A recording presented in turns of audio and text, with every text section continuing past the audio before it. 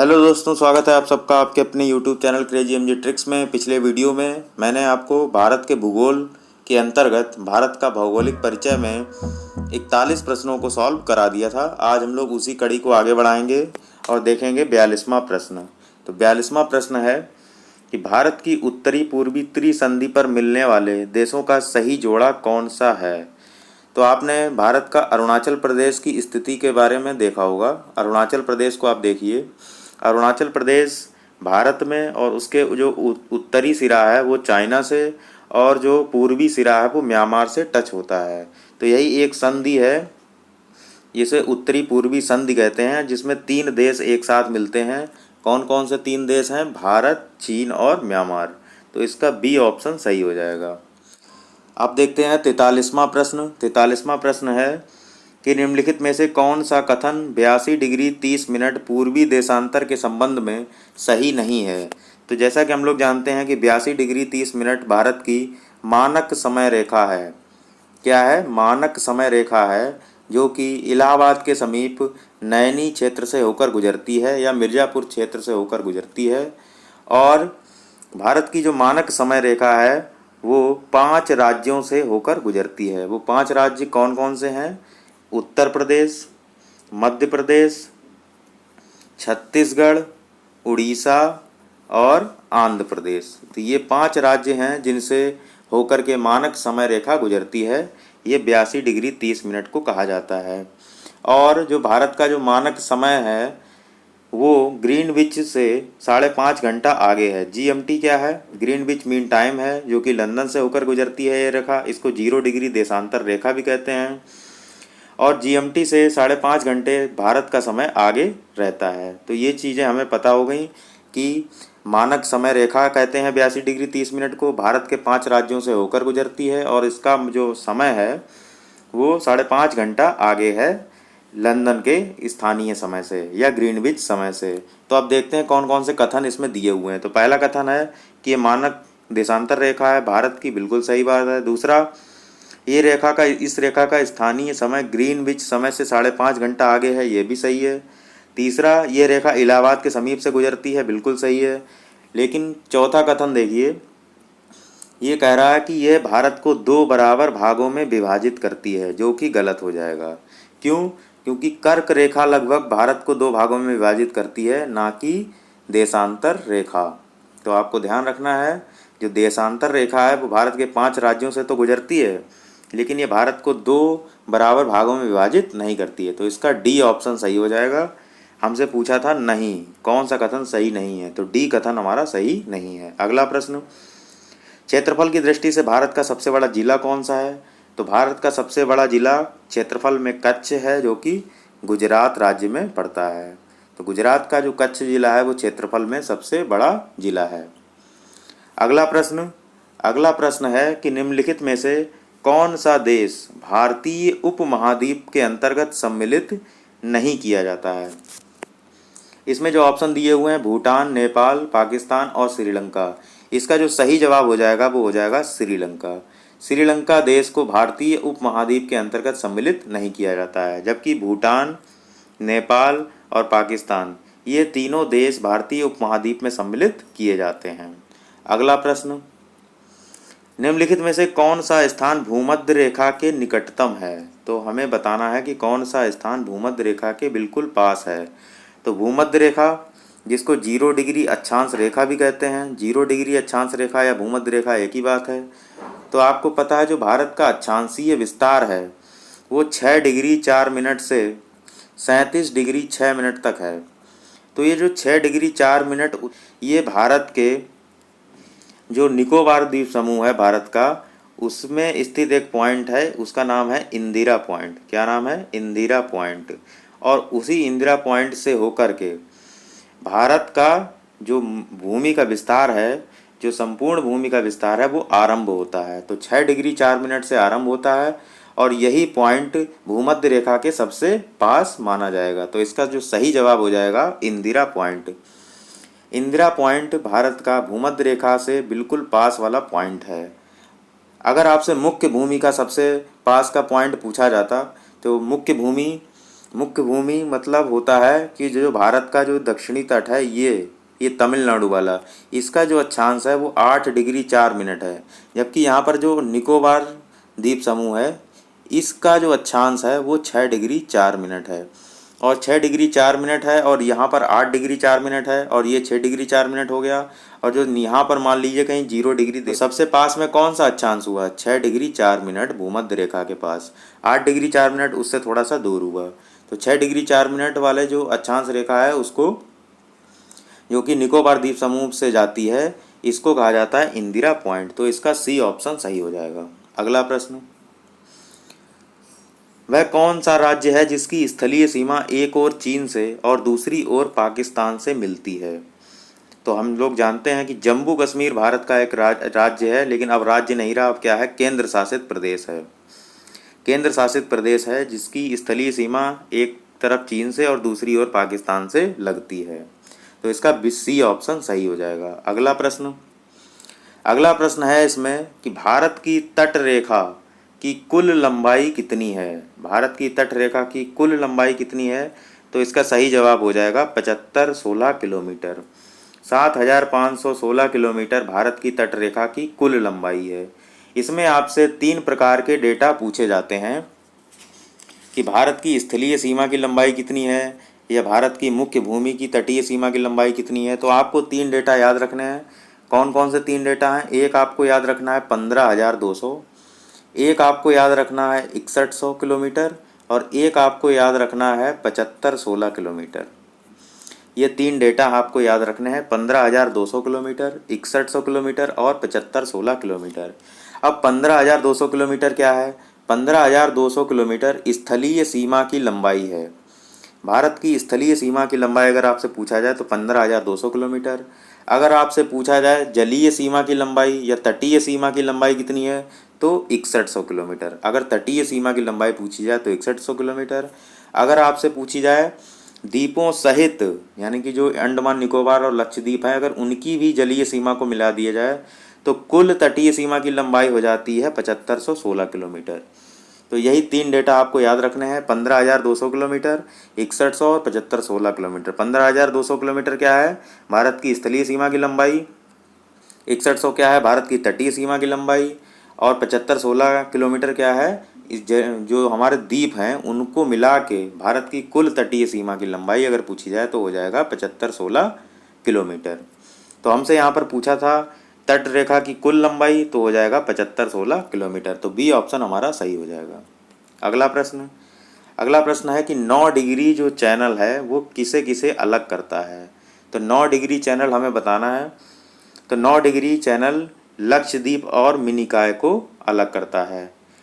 तो इसको अगर आपको याद रखना है एग्जाम में, तो लक्षद्वीप को आप बना लेंगे लक्ष्य। क्या बना लेंगे? लक्ष्य। और लक्ष्य किसी भी व्यक्ति का मिनी नहीं होना चाहिए, मिनी नहीं होना चाहिए। लक्ष्य किसी का व्यक्ति का एम मिनी यानी कि छोटा नहीं होना चाहिए। तो नहीं होना चाहिए, नहीं को क्या कहते हैं? नो। तो लक्ष्य क्या मिनी होना चाहिए? तो आप क्या कहेंगे नो। तो नो से बन जाएगा 9 डिग्री चैनल। अब आपको याद हो जाएगा कि लक्ष्य मिनी नहीं होना चाहिए, यानी कि नो आंसर आ रहा है। तो देखिए लक्ष्य से हो जाएगा लक्षद्वीप और मिनी से हो जाएगा मिनिकॉय। और आंसर क्या आ रहा है? नो। तो नो से हो जाएगा 9 डिग्री चैनल। तो लक्षद्वीप और मिनिकॉय आपको याद हो जाएगा 9 डिग्री चैनल किन्हें अलग करता है हमेशा के लिए। अब देखते हैं अगला प्रश्न। अगला प्रश्न है कि एक मानचित्र दिया हुआ है भारत का, उसमें 4 क्षेत्रों को दर्शाया गया है। आपको उन 4 क्षेत्रों को पहचानना है। ABCD कुछ डॉट्स दिए हुए हैं, ये भारत के क्षेत्र हैं, इनको बताना है कि वो कौन कौन से क्षेत्र हैं ABCD। तो जैसा कि हम लोग देख रहे हैं, जो ए है ये भारत का राजस्थान प्रदेश है, उसका कुछ क्षेत्र दिया हुआ है। ये जो बी दिया हुआ है छत्तीसगढ़ का क्षेत्र है, और जो सी दिया हुआ है ये उड़ीसा का क्षेत्र है, और जो डी दिया हुआ है ये असम का क्षेत्र है। तो अगर हम देखें ऑप्शन की तरफ, तो जो डी ऑप्शन है हमारा, ये देखिए यहाँ पर पहला जो ए है वो जोधपुर को दर्शा रहा है ए। दूसरा जो क्षेत्र है वो भिलाई को दर्शा रहा है जो कि छत्तीसगढ़ में है। तीसरा जो क्षेत्र है राउरकेला जो कि उड़ीसा में है, सी हो गया। और जो डी है डिगबोई, जहाँ पर पेट्रोलियम जो तेल शोधक कारखाना है वो है, तो डी जो ऑप्शन है वो डिगबोई को दर्शाता है। तो इस तरीके से हमारा डी ऑप्शन सही हो जाएगा, जोधपुर, भिलाई, राउरकेला और डिगबोई। अगला प्रश्न है इसमें कि निम्नलिखित में से किस राज्य समूह की सीमाएं बांग्लादेश से जुड़ी हुई हैं। निम्नलिखित में से किस राज्य की सीमाएं बांग्लादेश से जुड़ी हुई हैं। तो इसके लिए मैंने आपको कल ट्रिक भी बताई थी, क्या, AMTMB। ये 5 राज्य भारत के बांग्लादेश की सीमा से जुड़े हुए हैं। ए से असम था, एम से मेघालय था, टी से त्रिपुरा था, एम से मिजोरम था और बी से बंगाल था। तो हमें यही 5 ऑप्शन देखने हैं। तो देखते हैं कौन कौन से हो गया। तो ये देखिए, पश्चिम बंगाल, असम, त्रिपुरा, मेघालय और मिजोरम, यही हमारा सही ऑप्शन हो जाएगा, सी। तो बांग्लादेश की सीमाएं AMTMB से जुड़ती हैं। AMTMB क्या है, असम, मेघालय, त्रिपुरा और मिजोरम। अब देखते हैं अगला प्रश्न। अगला प्रश्न है, निम्नलिखित में से कौन सा स्थान भारत में नहीं है। तो हमें यह बताना है कि कौन सा स्थान भारत में नहीं है। तो पॉइंट पेड्रो ये भारत में नहीं है। बाकी कोलाबा पॉइंट, इंदिरा पॉइंट तो आप जान ही रहे होंगे, पॉइंट कैलिमेरो भी है, ये तीनों पॉइंट हैं। तो इसका डी ऑप्शन सही हो जाएगा, पॉइंट पेड्रो भारत में नहीं है। अगला प्रश्न है, निम्नलिखित में से किस देश की सीमा भारत से नहीं मिलती है। तो इसका जो सही जवाब हो जाएगा, श्रीलंका। श्रीलंका की सीमा भारत से टच नहीं होती है, जबकि पाकिस्तान, नेपाल और बांग्लादेश की सीमा भारत से लगती है। पाकिस्तान की सीमा भारत के लद्दाख, जम्मू कश्मीर, पंजाब, राजस्थान और गुजरात, इन 5 जगहों से लगती है। पहले सिर्फ जम्मू कश्मीर था, लेकिन जम्मू कश्मीर पुनर्गठन अधिनियम 2019 के अनुसार अब लद्दाख और जम्मू कश्मीर 2 अलग केंद्र शासित प्रदेश बना दिए गए हैं। तो अब पाकिस्तान की सीमा लद्दाख से भी लगती है और जम्मू कश्मीर से भी लगती है। नेपाल से सटे अगर भारतीय राज्यों की बात करें तो उत्तराखंड, उत्तर प्रदेश, बिहार, पश्चिम बंगाल और सिक्किम, ये 5 प्रदेश भारत के नेपाल से टच होते हैं। और अगर बात की जाए बांग्लादेश की, तो इसको मैंने पहले ही बता दिया है, AMTMB याद रखना है आपको। तो श्रीलंका एक ऐसा देश हो गया जिसकी सीमा भारत से नहीं लगती है। बाकी पाकिस्तान, नेपाल और बांग्लादेश की सीमा भारत से लगती है। अगला प्रश्न, ग्लोब पर कर्क रेखा भारत के कितने राज्यों से होकर गुजरती है। ये पहले ही बता चुका हूँ मैं, 8 राज्यों से कर्क रेखा होकर गुजरती है भारत के। और वो 8 राज्य कौन कौन से थे। तो राजस्थान था, गुजरात था, मध्य प्रदेश था, फिर छत्तीसगढ़ था, झारखंड था, पश्चिम बंगाल था, त्रिपुरा था और मिजोरम था। तो ये 8 राज्यों से कर्क रेखा होकर गुजरती है, ये भी मैंने आपको बता दिया था। गुजरात, राजस्थान, मध्य प्रदेश, छत्तीसगढ़, झारखंड, पश्चिम बंगाल, त्रिपुरा और मिजोरम। अगला प्रश्न है कि निम्नलिखित में से कौन सा अक्षांशीय विस्तार भारत की संपूर्ण भूमि के विस्तार के संदर्भ में प्रासंगिक है। तो हमें यही कन्फ्यूजन हो जाता है कि हम 8 डिग्री से लें कि 6 डिग्री 4 मिनट से लें। तो हमेशा याद रखना है कि अगर पूछा जाए संपूर्ण भूमि का विस्तार, तो हमेशा हमें शुरुआत करनी है 6 डिग्री 4 मिनट से। तो हमारा डी ऑप्शन सही हो जाएगा, 6 डिग्री 4 मिनट से 37 डिग्री 6 मिनट उत्तरी अक्षांश, ये है हमारा संपूर्ण भूमि का विस्तार। अगर हमसे पूछा जाता मुख्य भूमि का विस्तार, तब ऑप्शन हो जाता हमारा सी वाला, 8 डिग्री 4 मिनट से 37 डिग्री 6 मिनट तक। लेकिन हमसे संपूर्ण भूमि का विस्तार पूछा है, तो हो जाएगा हमारा 6 डिग्री 4 मिनट से 37 डिग्री 6 मिनट तक। अगला प्रश्न है, भारत के किस प्रदेश की सीमाएं 3 देश क्रमशः नेपाल, भूटान और चीन। नेपाल, भूटान और चीन से भारत के किस प्रदेश की सीमा लगती है। तो सिक्किम एक राज्य है जिसकी सीमाएं, सिक्किम जो राज्य है उसकी सीमाएं नेपाल, भूटान और चीन से लगती हैं। आप देख लीजिए मैप, सिक्किम बिल्कुल नेपाल उसके पश्चिम में है, और सिक्किम के उत्तर में अगर देखा जाए तो चीन की सीमा, और पूर्व में क्या हो जाएगा, भूटान। तो नेपाल, भूटान और चीन तीनों देशों की सीमाएं सिक्किम राज्य से लगती हैं। अगला प्रश्न है कि निम्नलिखित राज्यों में से किसकी तटरेखा की लंबाई सर्वाधिक है। तो हम लोग जानते हैं कि गुजरात राज्य की तटरेखा सबसे लंबी है और गोवा राज्य की तटरेखा सबसे कम है। तो ये 2 फैक्ट आपको याद हो गए। अगर आपसे पूछा जाए शीर्ष 5 तटरेखा वाले राज्य कौन कौन से हैं, तो गुजरात राज्य की तटरेखा सबसे लंबी है, दूसरा है आंध्र प्रदेश, तीसरा है तमिलनाडु, चौथा है महाराष्ट्र और 5वां है केरल। तो ये भी क्रम आपको याद होना चाहिए, गुजरात, आंध्र प्रदेश, तमिलनाडु, महाराष्ट्र और केरल। तो देखते हैं अगला प्रश्न। तो इसका ऑप्शन ए सही हो जाएगा। अगला प्रश्न है दिल्ली राजधानी किसकी है? तो दिल्ली राजधानी है पूर्वी तिमोर की। पूर्वी तिमोर की राजधानी दिल्ली है, जबकि उज्बेकिस्तान की राजधानी क्या है? ताशकंद है। कजाकिस्तान की राजधानी नूर सुल्तान है और लाओस की राजधानी वियंतियान है। अगला प्रश्न देखते हैं। अगला प्रश्न है कि भारत का दक्षिणतम बिंदु कहाँ है? भारत का दक्षिणतम बिंदु अगर पूछा जाए तो बड़ा निकोबार में है, जो हमने बताया था इंदिरा पॉइंट। वो इंदिरा पॉइंट भारत का दक्षिणतम बिंदु है, जो कि बड़ा निकोबार में स्थित है, इंदिरा पॉइंट, जिसका जो अक्षांशीय विस्तार था वो 6 डिग्री 4 मिनट था। तो ये 3 चीज़ें आपको याद रखनी है कि बड़ा निकोबार में है इंदिरा पॉइंट और 6 डिग्री 4 मिनट अक्षांश रेखा उससे गुजरती है। अगला प्रश्न, भारत का सुदूरस्थ दक्षिणी बिंदु। भारत का सुदूरस्थ दक्षिणी बिंदु कहाँ है? तो ये भी हो जाएगा क्या? इंदिरा पॉइंट। सुदूरस्थ दक्षिणी बिंदु पूछा है और यहाँ पर भी दक्षिणतम पूछा है, तो ये सब बड़ा निकोबार या इंदिरा पॉइंट वही हो जाएगा। अगला प्रश्न, कौन सा भारतीय राज्य की अधिकतम सीमा म्यांमार से स्पर्श करती है? तो अगर आपसे पूछा जाए अधिकतम सीमा, तो म्यांमार से 4 भारतीय राज्यों की सीमा लगती है, अरुणाचल प्रदेश, नागालैंड, मणिपुर और मिजोरम। ये 4 राज्यों की सीमा म्यांमार से टच करती है, जिसमें अरुणाचल प्रदेश राज्य की सीमा सबसे ज़्यादा म्यांमार से स्पर्श करती है। अगला प्रश्न, नवंबर 1998 में भारत और पाकिस्तान के बीच सम्मिश्र संवाद प्रक्रिया में 3 विवादग्रस्त मुद्दे, जो कि 1, 2, 3 पर सूचीगत हैं, विचार विमर्श हुआ था। विवादग्रस्त मुद्दे ये दिए हुए हैं: सैन्य दलों का विनियोजन, नदी जल बंटवारा और सीमा विवाद का निपटारा। आपको ये क्षेत्र जो दिए हुए हैं ABC, इनको पहचानना है। ABC, इनमें से बताना है कि कौन सा सीमा विवाद का निपटारा बता रहा है, कौन सा सैन्य दल का विनियोजन बता रहा है, कौन सा नदी जल का बंटवारा बता रहा है। ये IAS में पूछा गया था।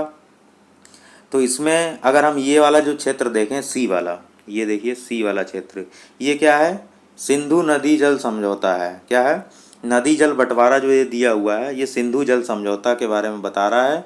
तो अगर हम ऑप्शन देखें तो C, ये जो क्षेत्र है 3 का C का तीसरा, ये देखिए सिर्फ एक ही ऑप्शन आ रहा है जिसमें C का तीसरा दिया हुआ है, तो ये हो जाएगा हमारा A ऑप्शन सही। तो इस तरीके से हम लगा लेंगे, जिसमें A ऑप्शन में अगर हम देखें तो A का दूसरा यानी कि 2, 1, 3, ये हमारा सही हो जाएगा। तो 2, 1, 3 मतलब A में 2 फिर 1 और 3, यानी कि जो A जो क्षेत्र दिया हुआ है वो दूसरा नंबर वाला है, सीमा विवाद निपटारा। ये सर क्रीक वाला जो क्षेत्र है ये हो जाएगा सीमा विवाद निपटारा वाला। और जो B वाला है 1 नंबर पे, इसमें सैन्य दलों का विनियोजन है। और जो C है तीसरा, इसमें हो जाएगा नदी जल बंटवारा। अगला प्रश्न देखते हैं। अगला प्रश्न है, निम्नलिखित में से किस भारतीय राज्य की बांग्लादेश के साथ साझी अंतर्राष्ट्रीय सीमा नहीं है? तो बांग्लादेश से बहुत ज़्यादा प्रश्न पूछे गए हैं। बांग्लादेश की सीमा तो हमने पहले ही बता दिया था कि AM, TM, B आपको याद रखना है बस, और कुछ नहीं। असम, मेघालय, त्रिपुरा, मिजोरम और बंगाल। तो इसमें देखिए असम, मेघालय, त्रिपुरा, मिजोरम, बंगाल में मणिपुर तो शामिल है नहीं, तो यही हमारा ऑप्शन सही हो जाएगा। मणिपुर की सीमा बांग्लादेश के साथ नहीं जुड़ती है। अगला प्रश्न दिया हुआ है कि ये जो कथन दिए हुए हैं इन पर विचार करना है और फिर बताना है कि इनमें से कौन सा सही है। तो पहला कथन है कि असम जो है वो भूटान और बांग्लादेश की सीमाओं से लगा हुआ है, बिल्कुल सही है। दूसरा कथन, पश्चिम बंगाल भूटान से और नेपाल की सीमाओं से लगा हुआ है, ये भी कथन सही है। तीसरा कथन है मिजोरम बांग्लादेश तथा म्यांमार की सीमाओं से लगा हुआ है, ये भी कथन सही है। अगर आप मैप देखेंगे, इसको बार बार भारत के उत्तरी पूर्वी राज्यों को बार बार देखेंगे, उनकी स्थिति के बारे में जानेंगे, तब ये प्रश्न आप आसानी से सॉल्व कर पाएंगे। तो इसका जो A ऑप्शन है वो सही हो जाएगा। ये यहाँ पर दिए हुए तीनों कथन सत्य हैं। अगला प्रश्न है, सिक्किम से गुजरने वाला अक्षांश निम्नलिखित में से किस एक से भी होकर जाता है? ये IAS का क्वेश्चन है। ये भी इसमें पूछा गया है कि सिक्किम से जो अक्षांश रेखा होकर गुजरती है वो भारत के किस और एक और राज्य से भी होकर गुजरती है? आपके ऑप्शन है राजस्थान, पंजाब, हिमाचल प्रदेश और जम्मू कश्मीर। इसका जो सही जवाब हो जाएगा राजस्थान। आपको देखने से अजीब लगेगा, लेकिन राजस्थान का जवाब क्षेत्र देखेंगे, ये जो क्षेत्र है ये राजस्थान वाला जो क्षेत्र है, यहाँ से जो अक्षांश रेखा होकर जाएगी, यहाँ पर सिक्किम थोड़ा सा उठा हुआ है, बाद में आएगा। तो ये दोनों रेखाएं जो सिक्किम से होकर गुजरती है अक्षांश रेखा, वो राजस्थान से भी होकर गुजरेगी। तो इसका सही ऑप्शन हो जाएगा राजस्थान।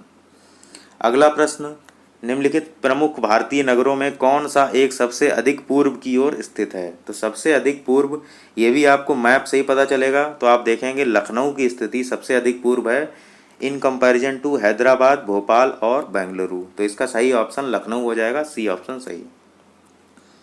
अगला प्रश्न दिया हुआ है, निम्नलिखित भारत का एक विशेष राज्य है जो कि उसकी 3 विशेषताएं हैं। तो एक भारतीय राज्य जो 4 ऑप्शनों में दिया हुआ है, उसकी कुछ विशेषताएं प्रश्न में दी गई हैं। उन 3 विशेषताओं को पढ़ने के बाद आपको ये अंदाज़ा लगाना है कि वो किस राज्य की बात कर रहा है। तो पहली विशेषता है उस राज्य की कि ये उसी अक्षांश पर स्थित है जो उत्तरी राजस्थान से होकर जाता है। दूसरा कथन है कि इसका 80% से अधिक क्षेत्र वन आवरण वाला है, यानी कि 80% से अधिक क्षेत्र वनाच्छादित है, ऐसे समझ सकते हैं। अगला कथन है कि 12% से अधिक वनाच्छादित क्षेत्र इस राज्य के रक्षित क्षेत्र नेटवर्क के रूप में है। तो ये 3 कथन है। तो सबसे ज़्यादा अगर वनाच्छादन की दृष्टि से देखा जाए तो इनमें 3 में अरुणाचल प्रदेश की ये बात करना चाह रहा है। ये अरुणाचल प्रदेश ये उत्तरी राजस्थान से भी होकर जाता है। 80% से अधिक इसका क्षेत्र वन आवरण के अंतर्गत है और 12% से अधिक वनाच्छादित क्षेत्र इस राज्य के रक्षित क्षेत्र नेटवर्क के रूप में है। तो इसका ए ऑप्शन सही हो जाएगा। अगला प्रश्न है कि भारत का प्रादेशिक जल फैला हुआ है। प्रादेशिक समुद्री सीमा पूछी गई है। तो प्रादेशिक समुद्री सीमा, इसके अंतर्गत मैंने आपको 3 डेटा पहले ही बता दिए हैं, 12 समुद्री मील, 24 समुद्री मील और 200 समुद्री मील।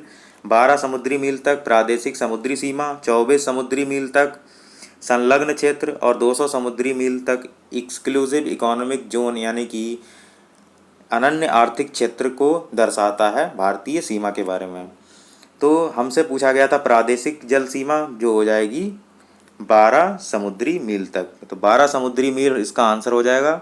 समुद्री सीमा है 12 समुद्री मील तक, जिसको कहा जाता है प्रादेशिक जल सीमा।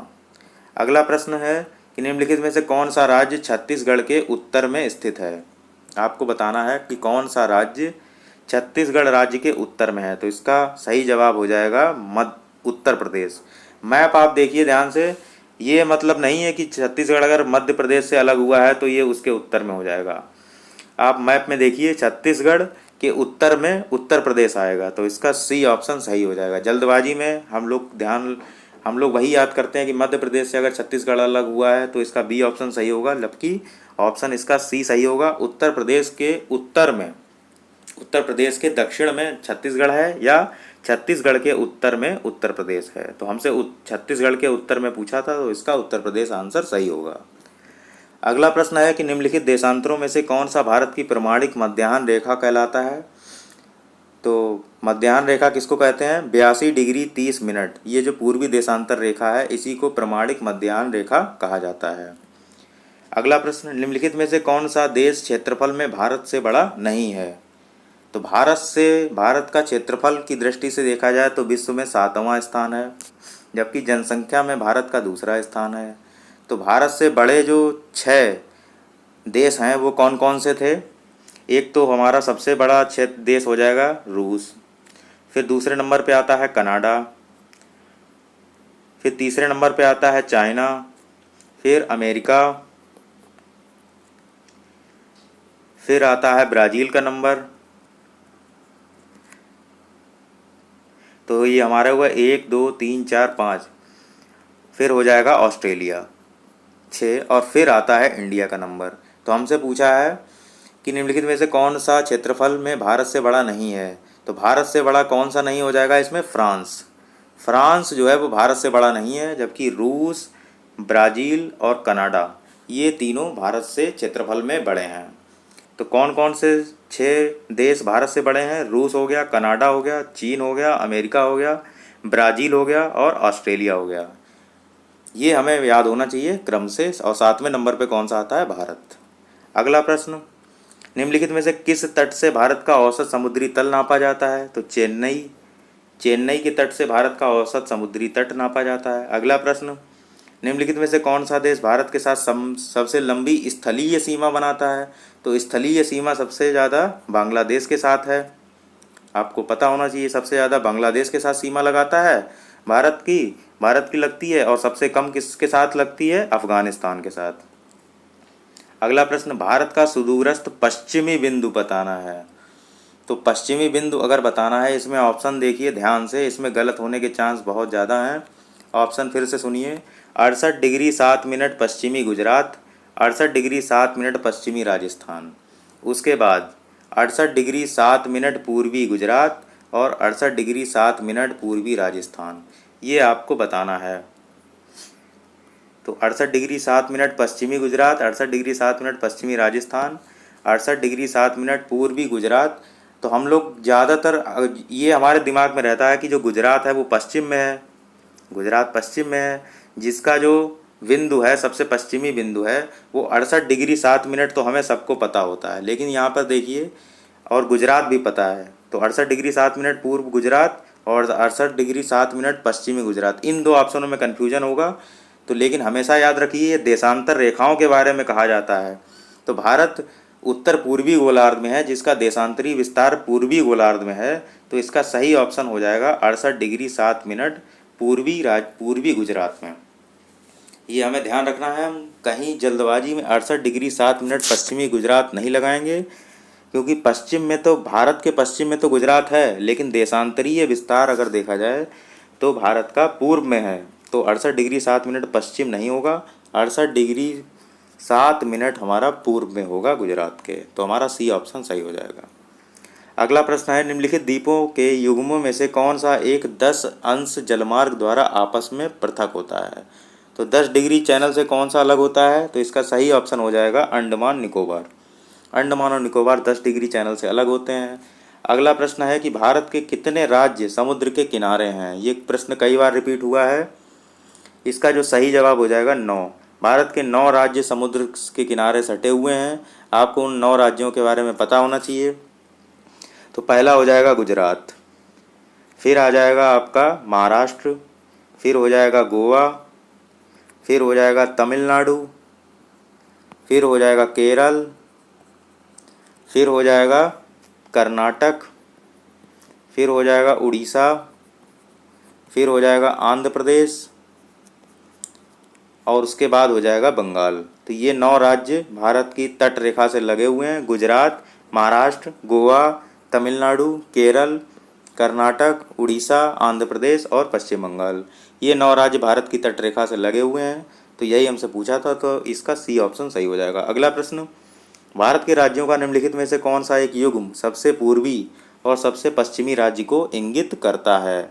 तो जो सबसे पूर्वी राज्य है वो क्या है? अरुणाचल प्रदेश है। और जो सबसे पश्चिमी राज्य है वो कौन सा है? गुजरात। तो हमारा डी ऑप्शन सही हो जाएगा, सबसे पूर्वी अरुणाचल प्रदेश और सबसे पश्चिमी गुजरात। तो अरुणाचल प्रदेश का जो सबसे पूर्वी बिंदु है, इसको कहा जाता है किबिथु। क्या कहा जाता है? किबिथु। और जो गुजरात का जो क्षेत्र है, इसका जो सबसे पश्चिमी बिंदु है भारत का, वो है गौर माता। क्या है? गौर माता।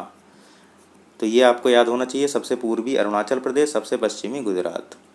अगला प्रश्न, निम्नलिखित में से कौन सा भारत का राज्य कर्क रेखा के उत्तर में स्थित है?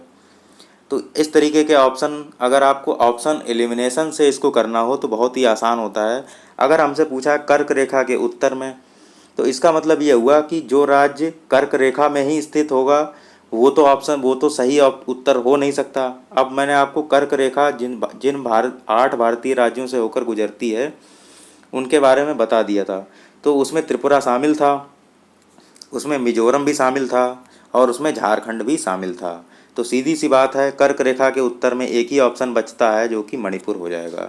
तो हमें इसका जवाब नहीं भी अगर पता होता तब भी हम कॉमन सेंस का यूज करके इसको सॉल्व कर सकते हैं कि कर्क रेखा के उत्तर में मणिपुर आएगा, क्योंकि बाकी जो राज्य हैं ये तो कर्क रेखा से होकर ही गुजरते हैं। तो इसका मतलब त्रिपुरा, मिजोरम, झारखंड तो ऑप्शन हो ही नहीं सकता। तो मणिपुर हमारा सही उत्तर हो जाएगा, बी ऑप्शन सही। अगला प्रश्न, कर्क रेखा गुजरती है इनमें से कर्क रेखा किससे गुजरती है? तो मध्य प्रदेश से गुजरती है, त्रिपुरा से भी गुजरती है, मिजोरम से भी गुजरती है और इन सभी से। तो इसका सही ऑप्शन हो जाएगा डी, कर्क रेखा इन सभी राज्यों से होकर गुजरती है। तो इस तरीके से हमने इसके 79 प्रश्न कर लिए हैं। और भारत का भूगोल, जिसके अंतर्गत भारत का भौगोलिक परिचय था, इसको हमने सही से देख लिया है। भारत का परिचय, भौगोलिक परिचय में हमने भारत का क्षेत्रफल, अक्षांशीय विस्तार, भारत की कर्क रेखा, मकर रेखा, मानक समय, दूरस्थ बिंदु और सीमावर्ती देश, इन 6 टॉपिकों के बारे में पढ़ा और उससे संबंधित 74 प्रश्न हमने सॉल्व कर लिए। ये हमारा चैप्टर ख़त्म होता है। दूसरा चैप्टर हम लोग भारत का भौतिक विभाजन पढ़ेंगे, जिसमें हम भारत के प्रादेशिक प्रदेश, पर्वतीय प्रदेश, पर्वत चोटियाँ, घाटियाँ, दर्रे, पर्वत पठार, इन सभी के बारे में पढ़ेंगे, जिसमें द्वीप समूह और तटीय भाग भी शामिल हैं। उनका अध्ययन हम अगले वीडियो में करेंगे और उससे संबंधित महत्वपूर्ण प्रश्नों को हल करेंगे। तो कैसा लगा आपको ये वीडियो, कमेंट करके ज़रूर बताइएगा। मिलते हैं अगले वीडियो में, तब तक के लिए जय हिंद, जय भारत।